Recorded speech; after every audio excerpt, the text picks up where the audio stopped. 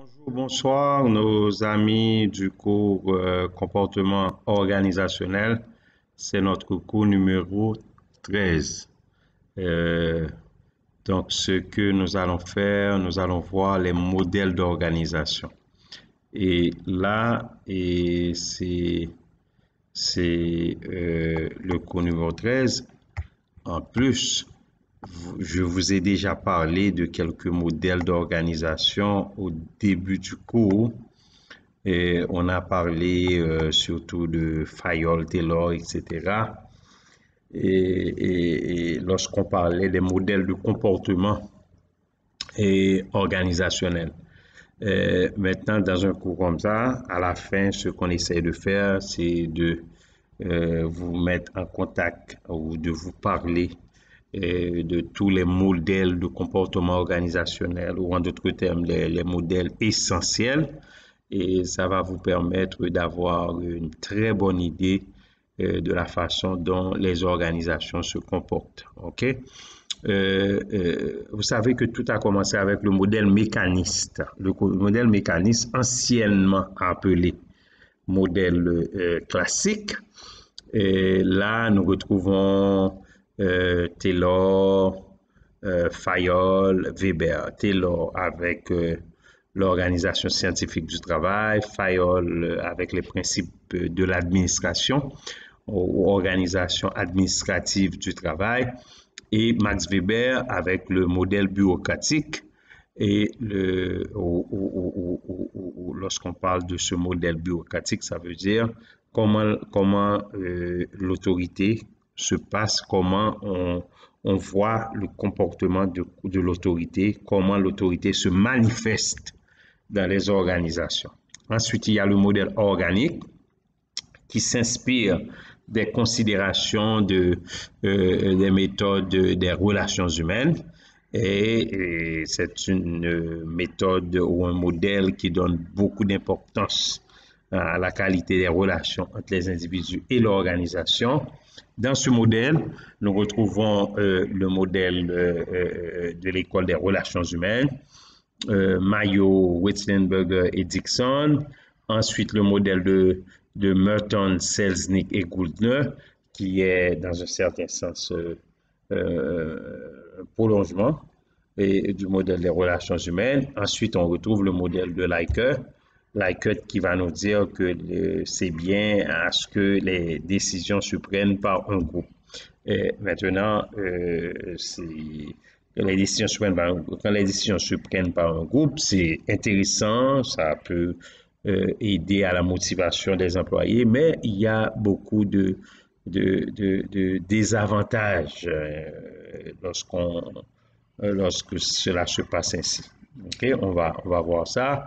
Ensuite, le modèle contingente qui nous dit qu'il y a un type de management à adopter dans un environnement pour une stratégie ou une situation donnée. On retrouve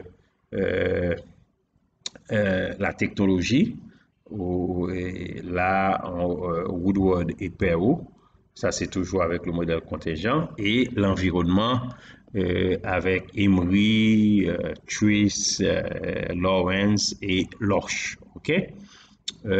Là, et si vous regardez vos notes, vous allez voir, il y a un petit tableau avec les différentes écoles de pensée, en commençant par l'école dite classique, dans quelle année ça s'est passé ou quelle époque. Ensuite, la nature et problèmes étudiés, les finalités de ces écoles-là, avantages et inconvénients. Donc, vous allez retrouver ça pour vraiment toutes les écoles, l'école classique, l'école des relations humaines, la théorie de la décision, la théorie contingente, l'analyse systémique et l'approche de l'économie industrielle. Ça, c'est ça. Et dans ce tableau, vous allez voir les différentes écoles de pensée. Maintenant,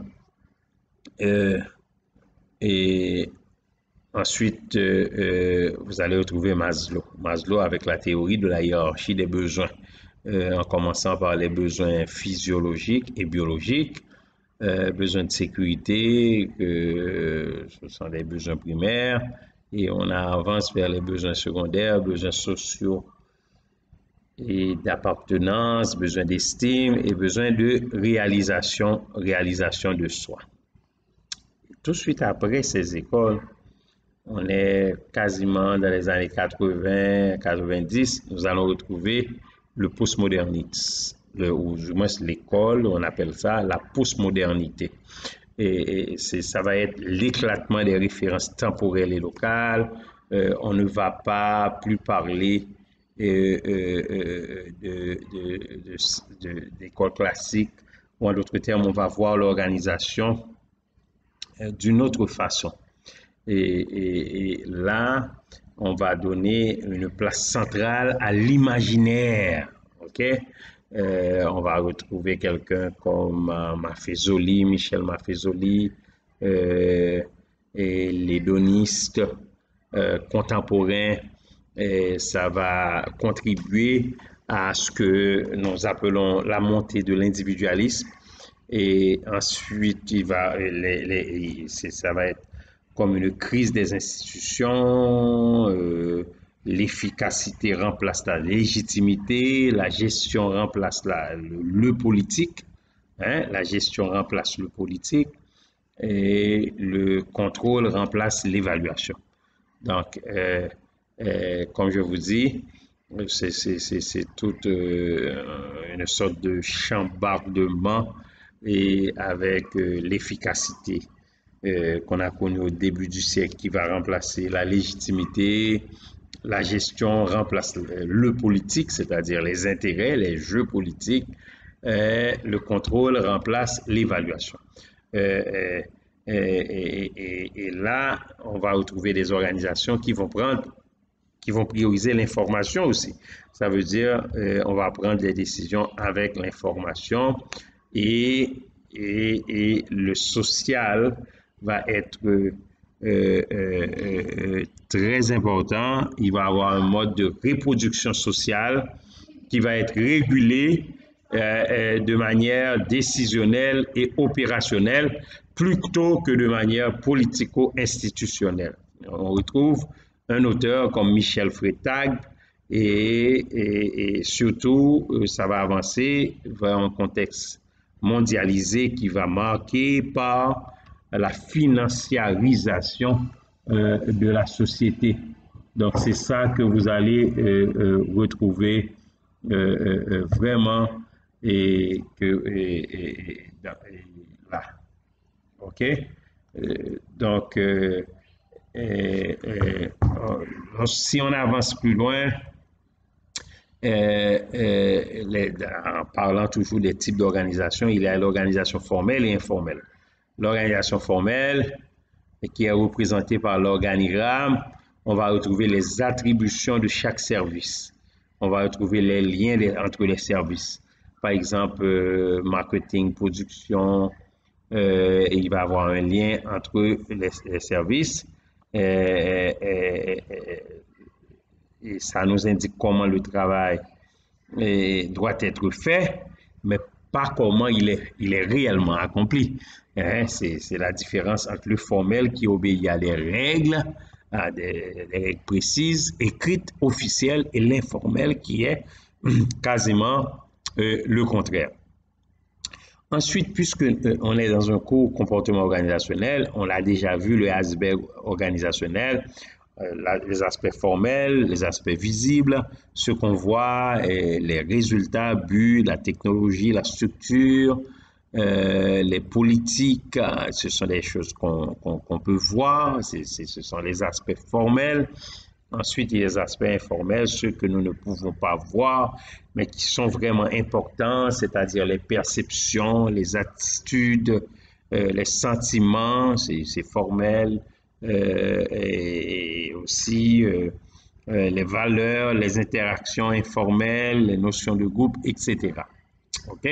Si on regarde de Taylor à aujourd'hui, on commence avec 1900 au début du siècle et on arrive avec plusieurs modèles au fil des temps, et le courant classique qui nous amène maintenant, et surtout avec le postmoderniste. D'accord? Et comme je vous dis, je reprends avec beaucoup plus de précision l'organisation scientifique. L'entreprise est assimilée à une machine. Il y a une division horizontale, ça vient de notre ami Taylor, Frédéric Taylor. Il y a une division horizontale du travail. Il y a parcellisation et spécialisation des tâches. Il y a une division verticale. Lorsqu'on dit division horizontale, le travail est divisé de façon horizontale, par exemple marketing, production, gestion des ressources humaines. Il y a une division verticale, comment ça se passe au niveau hiérarchique. Il y a le contrôle du travail qui est réalisé par des contremaîtres. Et pour ce modèle, qui est cet ingénieur américain qu'on appelle Taylor, la rémunération au rendement pour améliorer la productivité. Ça vient de notre ami Frédéric Taylor. Ensuite, vous allez retrouver après Taylor, mais toujours au début du siècle, quelqu'un qui va standardiser les produits de l'organisation scientifique de Taylor, ça va être Ford, Henry Ford. Ford rationalise l'organisation et il va introduire ce qu'on appelle la production en grande série, beaucoup de produits pour réaliser des économies. Il va avoir le travail à la chaîne, le produit se déplace sur une chaîne de montage, spécialisation horizontale, c'est un processus de production qui est découpé en tâches élémentaires. Le Fordisme, comme je vous dis, c'est vraiment la rationalisation du travail, parcellisation des tâches, séparation, exécution, conception, rationalisation des gestes. Mais en plus, l'ingénieur Ford met en place ce que nous appelons la production en masse. Et il a dit, any customer can have a car painted any color that he wants, so long as it is black. OK? Donc, il va faire des véhicules qui vont être en noir. Et puis après, on va vraiment, on pourra peindre ces véhicules-là. Ça va permettre une économie d'échelle. OK? Et c'est ce monsieur-là qui a permis ce qu'il avait l'habitude de faire dans un an. Il a pu les faire ou a pu le faire ce qu'il a à faire dans un jour avec la chaîne de production. Et il a permis aux Américains d'avoir un véhicule, je crois, en ce temps-là, pour 2000, soit 2500 dollars. En ce temps-là, et tout le monde pouvait avoir un véhicule. Alors, peut-être c'est moins cher que ça, mais c'est le Fordisme, OK? Avec sa chaîne de production, les ouvriers sont vraiment rassemblés autour du flux de travail et là, pour permettre de faire une production à la chaîne. Ensuite, on retrouve Fayol, encore, je reviens avec ce monsieur-là, c'est lui qui nous a introduit les 6 fonctions.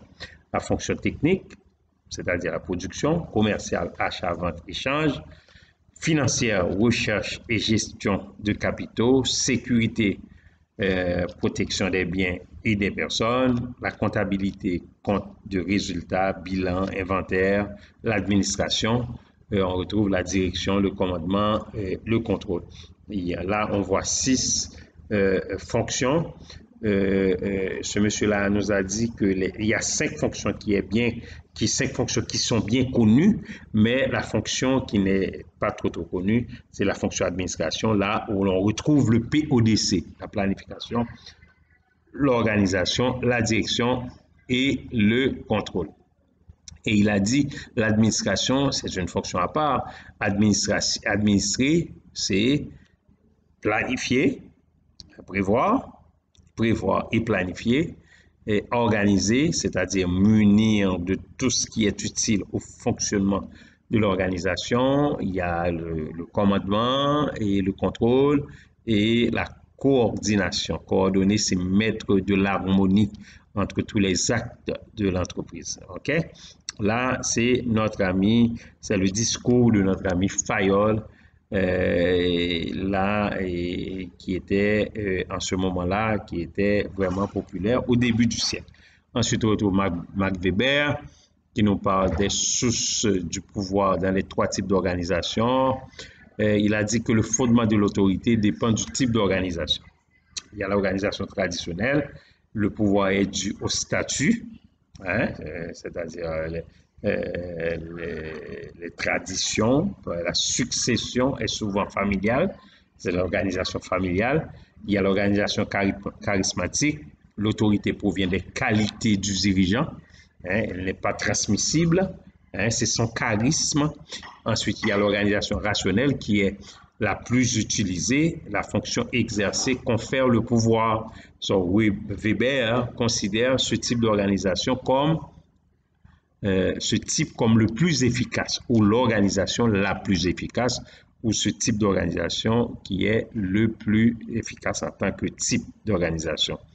Donc, l'organisation n'apparaît pas à ceux qui travaillent, c'est-à-dire le salariat. La fonction occupée est indépendante de l'individu qui l'occupe. Il va avoir les fonctionnaires. Le fonctionnaire est qualifié, spécialisé pour faire son travail. L'organisation opère suivant des règles et des procédures. Et le pouvoir est rationnel. Le pouvoir est légal. OK? Bon, si on regarde ces modèles, c'est-à-dire le modèle classique avec Fayol, Taylor, Weber, il y a les limites. C'est-à-dire on ne prend pas en compte de l'hétérogénéité des organisations. L'organisation n'est pas homogène. Ce sont des organisations qui ont des façons différentes de fonctionner. On ne tient pas compte du le besoin de l'être humain. Les relations entre les personnes et les groupes ne sont pas traitées. Les interactions et interrelations entre l'environnement et l'organisation sont vraiment ignorées dans un modèle comme ça. C'est pour cette raison qu'il va y avoir le modèle des relations humaines avec l'effet Houghton.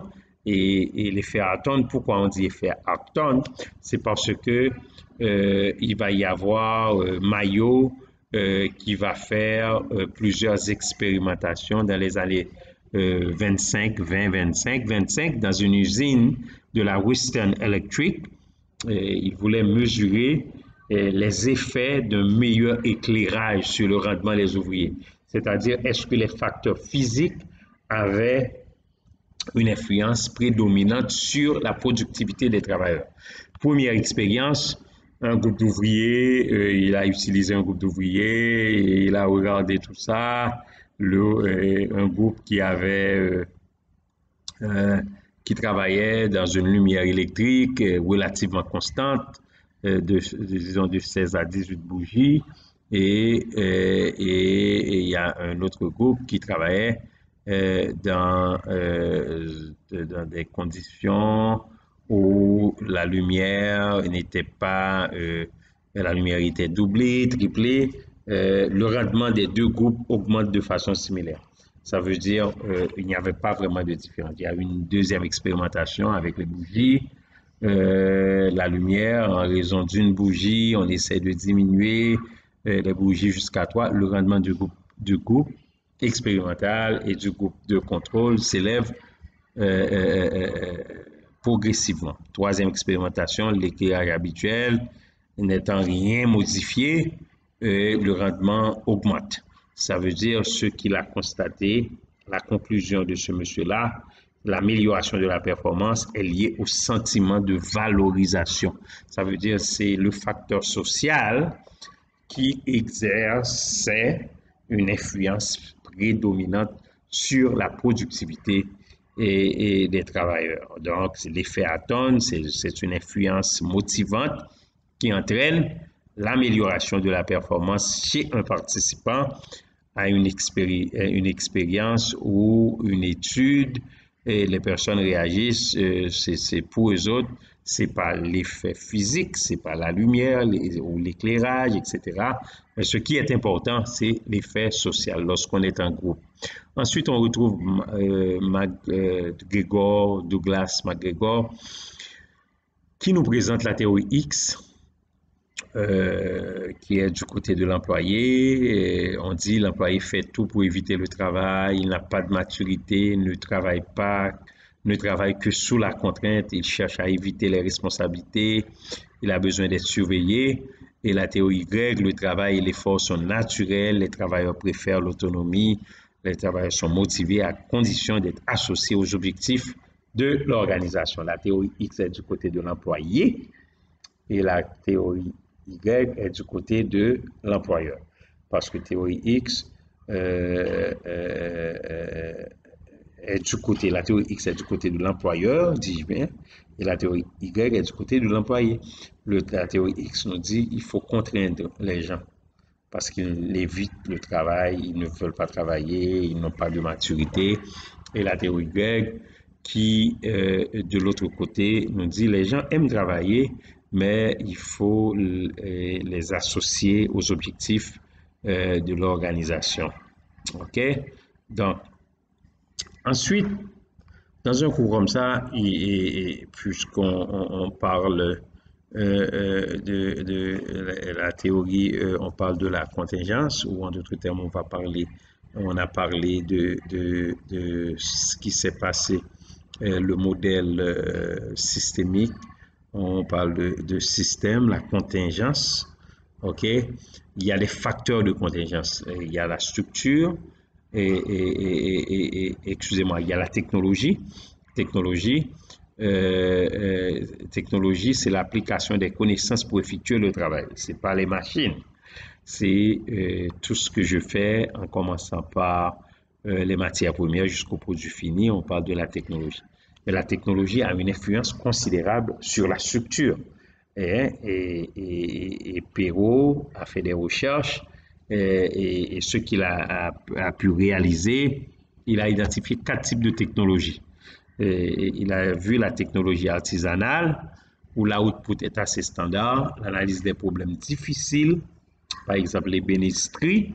Il y a la technologie routinière, où l'output est standard, mais les problèmes facilement identifiables dans les lignes d'assemblage. Il y a la technologie non routinière, où l'output est varié, les problèmes difficilement identifiables, par exemple dans les hôpitaux. Il y a la technologie, parce que les hôpitaux, il y a beaucoup de malades et les malades viennent avec des maladies différentes. Il y a la technologie de l'ingénierie où l'output est varié, mais les problèmes peu identifiables, par exemple dans la construction. Selon notre ami qui s'appelle Perrault, la technologie est routinière, la technologie est routinière, plus la technologie est routinière, plus la structure organisationnelle s'apparente au modèle organique. C'est ça que je voulais dire. C'est le modèle organique. Hein? La technologie est routinière, ça veut dire on sait déjà ce qu'on attend comme output. La meilleure structure, la meilleure structure, c'est la structure mécanique pour une output simple, ça veut dire on prévoit déjà. Mais lorsque c'est compliqué, lorsque c'est complexe, il faut aller vers le modèle, ce qu'on appelle organique. Okay? Ensuite, l'environnement qui influence la structure, puisque l'organisation ne fonctionne pas en vase clos. Ensuite, les modèles de notre ami Emery et Twist, ils proposent 4 types d'environnement. En commençant par stable à dynamique et de simple à complexe. La structure simple, c'est la petite entreprise. Ensuite, la bureaucratie professionnelle, le pouvoir de la compétence, bureaucratie professionnelle peu formalisée, décentralisée, mais standardisée. Il y a la bureaucratie mécaniste, c'est le contrôle, l'obsession du contrôle. Bureaucratie, ça veut dire, hein, il y a un contrôle. Mécaniste aussi, on voit que le mécanisme, c'est le modèle classique qui disait le one best way. Et ensuite, l'adhocratie. Et lorsqu'on a une entreprise décentralisée, on utilise des modèles ad hoc, hein, ça veut dire qui n'est pas, qui va être temporaire dans un certain sens. Et finalement, il y a la taille aussi qui a une influence sur la structure et la stratégie qui a une influence énorme, qui a telle stratégie pour telle structure donnée. OK? Maintenant, parlons du développement organisationnel. Le développement organisationnel, aux États-Unis, on appelle ça organization et development. Et c'est améliorer comment on fait pour améliorer la performance. Comment on fait pour améliorer les capacités d'une organisation à répondre de manière efficace aux changements. Comment ça se passe, les systèmes, les ressources humaines, la description des rôles, les systèmes de communication, les processus. Et ça peut transformer les organisations. On parle de la transformation même de l'organisation. OK? Et ce qui est important dans tout ça, on utilise un processus de feedback.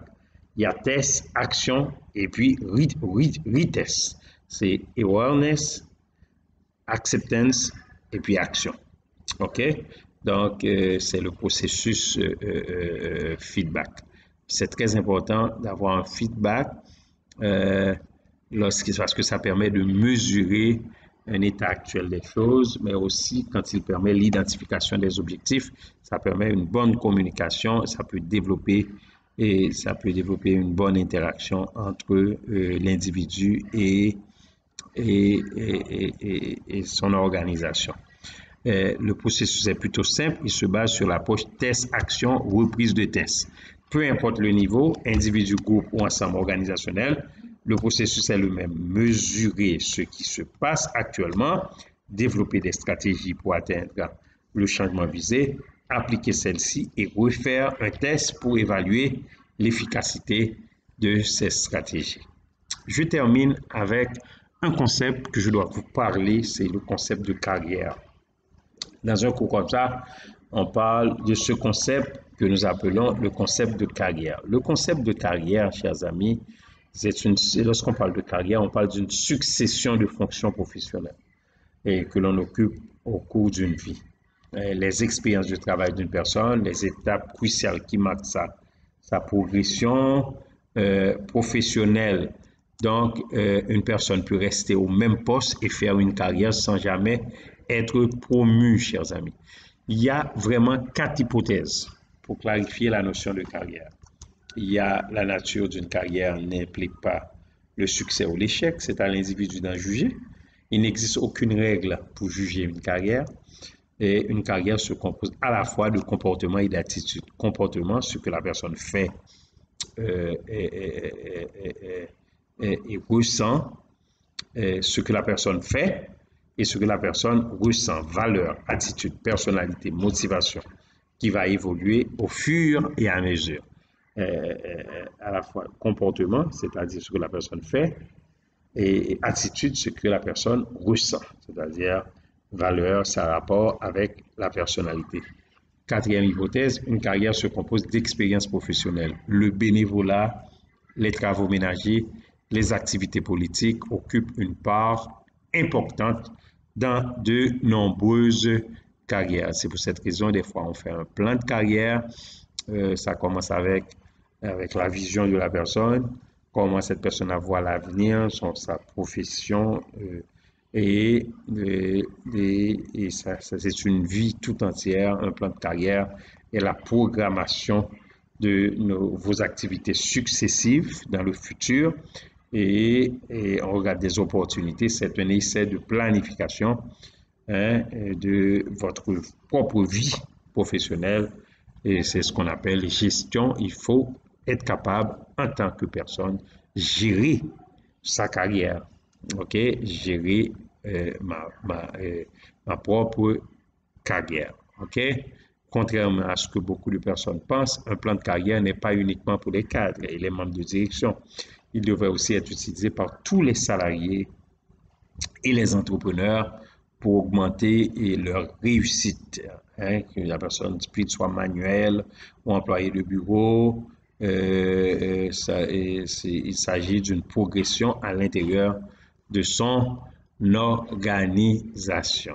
Il y a des plans de carrière qui sont offerts par certaines entreprises. Au moment de l'embauche, on vous dit exactement, par exemple la PNH, on vous dit lorsque vous commencez, etc., c'est bien structuré. OK? Il y a d'autres entreprises qui ont des plans de carrière. Vous savez, moi, lorsque j'étais dans la police, on dit que tu rentres combien d'armes, tu peux monter. Et c'est tout un processus quand j'étais au Canada, bien sûr. OK? Et ensuite, je termine avec le changement. Le changement, c'est altération de l'équilibre fonctionnel d'un système de travail. Il y a trois théories qui sont associées au changement. Les théories de stratégie, le changement est abordé de façon générale. Deuxièmement, il y a les théories des procédures. Les changements sont beaucoup plus fonctionnels. OK? Et il y a les théories techniques, elles sont les plus précises, elles s'appliquent à une étape particulière du processus de changement. Il y a le diagnostic, l'intervention, la planification ou l'évaluation. Il y a les facteurs de changement. Par exemple, au niveau externe, avant de faire un changement, on regarde le plan sociologique, on regarde l'économie, on regarde le plan juridique. Il y a les forces internes. Par exemple, les individus vieillissent. Ils regardent les structures avec les réorganisations, la croissance, la décroissance, la gestion de l'entreprise. Et je regarde les investissements, les profits, les techniques, les modes de production. Tout ça, c'est lorsqu'on regarde le changement à l'interne ou le changement à l'externe. OK? Merci beaucoup. Et vous allez faire un résumé d'une quinzaine de lignes. Et vraiment, ça va être suffisant en faisant